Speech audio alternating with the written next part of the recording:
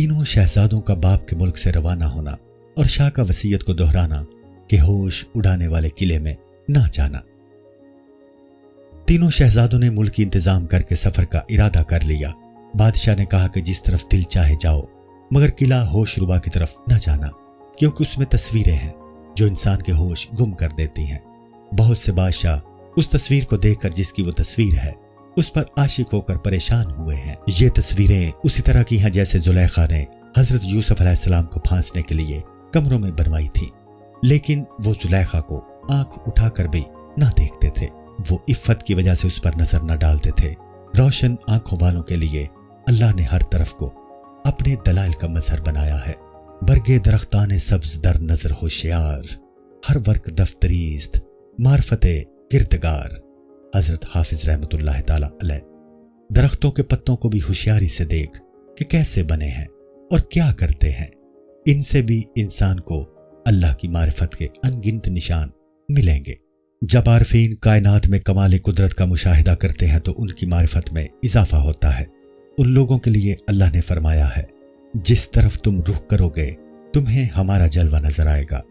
عارف تو پانی کے کٹورے میں بھی حق تعالیٰ کو دیکھتے ہیں، غیر عارف پانی کے کٹورے میں اپنی صورت دیکھتا ہے، لیکن عارف اپنی ذات کو فنا کر کے حق ہی کا ہو جاتا ہے۔ تو جو کچھ کٹورے میں نظر آتا ہے وہ اس کے چہرے کا عکس نہیں ہوتا بلکہ حق تعالیٰ کا عکس ہوتا ہے۔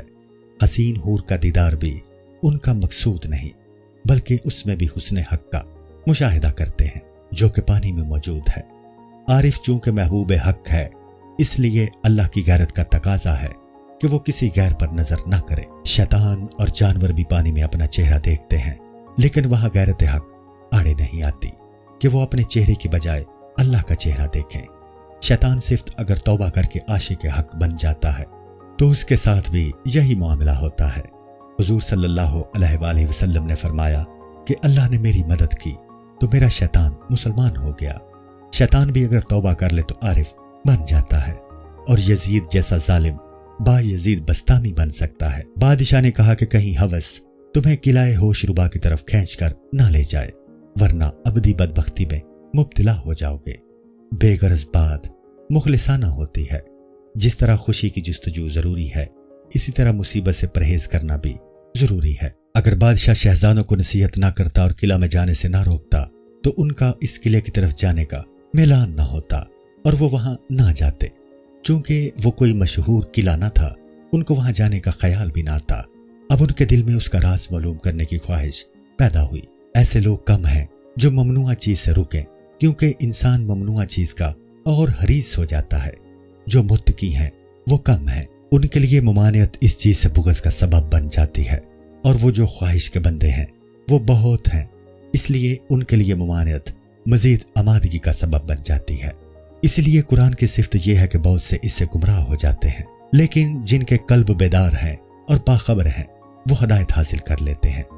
بانس کی چھڑ ہلانے سے پالتو کبوتر گھر واپس آ جاتے ہیں، جنگلی کبوتر بھاگ جاتے ہیں۔ ایک ہی چیز کی دو خاصیتیں ہیں۔ شہزادوں نے شاہ سے کہا، ہم آپ کا کہنا مانیں گے، آپ محسن ہیں، اور محسن سے غفلت کفر ہے۔ ان شہزادوں نے اطاعت کا وعدہ تو کر لیا، لیکن اللہ کی یاد کر کے انشاءاللہ نہ کہا اور اپنے اوپر بھروسہ کیا۔ انشاءاللہ اور احتیاط کی باتیں ہم پہلے دفتر میں بیان کر چکے ہیں۔ پہلا دفتر اور یہ دفتر کوئی دو چیزیں نہیں ہیں، وہاں کی تفصیل یہاں کافی ہے۔ دنیا کے ہر گوشے سے لوگ ایک خانہ کعبہ کی طرف رخ کرتے ہیں تو وہ سب متحد ہیں۔ جب سب راستے ایک مکان تک پہنچتے ہوں تو باوجود تعدد کے ان میں بھی اتحاد ہے۔ جو بالیں ایک دانے سے پیدا ہوئیں وہ بھی متحد ہیں۔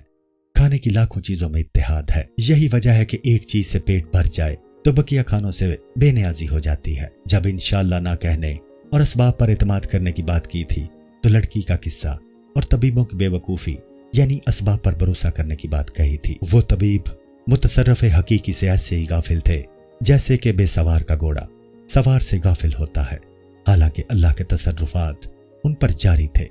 یہ اس سے غافل تھے کہ ان پر سدھارنے والا سوار ہے۔ اپنے حالات سے ان کو جان لینا چاہیے تھا کہ کوئی متصرف ذات ان پر مسلط ہے۔ جو لوگ اسباب اختیار کرتے ہیں وہ پھر بھی مقصد حاصل نہیں ہوتا۔ ان کو سوچنا چاہیے کہ اسباب کے خلاف کون سی ذات متصرف ہے۔ یہ بھی اللہ کا تصرف ہے کہ یہ طبیب محض اسباب کے بندے بن گئے ہیں۔ انہیں سوچنا چاہیے کہ ایک مخفی تصرف کار فرما ہے۔ انسان نفع کی کوشش کرتا ہے اور بجائے نفع کے نقصان ہو جاتا ہے۔ ایسا کیوں ہے؟ انسان ایک مقصد کے لیے اسباب اختیار کرتا ہے اور پھر مقصود حاصل نہیں ہوتا تو وہ اسباب سے بدزن کیوں نہیں ہوتا؟ ایک سبب ہے جو ایک کے لیے مفید اور دوسرے کے لیے مضر ہوتا ہے۔ شادی کسی کے لیے ایسی راس آتی ہے کہ عروج حاصل ہوتا ہے اور کسی کے لیے تباہی کا باعث بن جاتی ہے، تو معلوم ہوا کہ ایک ہی سبب کے مختلف نتیجے اور تاثرات ہوتے ہیں۔ اسباب کو اگر اختیار کیا جائے جو کہ انسانی ضرورت ہے تو اس کو مستقل مؤثر نہ سمجھے اور غیر ضروری اسباب اختیار نہ کرو، اس لیے کہ جس کو تو راحت کا سبب سمجھتا ہے وہ مصیبت بھی لا سکتا ہے۔ انشاءاللہ کہنے کا راز یہی ہے کہ سبب کی تاثیر کو اللہ کے حوالے کر دیا جائے، اس لیے کہ اگر مشیت خداوندی نہ ہو تو پھر انسان گدھے کو بکری سمجھنے لگتا ہے۔